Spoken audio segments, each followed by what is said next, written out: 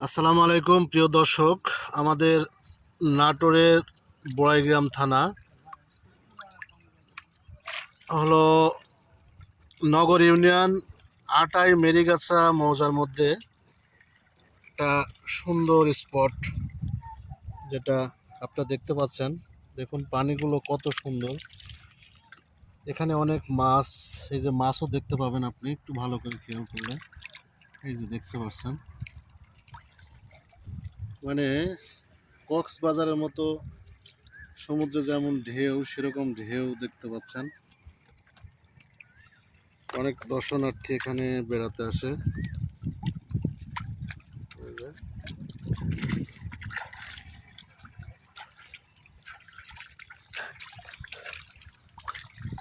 অনেক বড় দিঘি।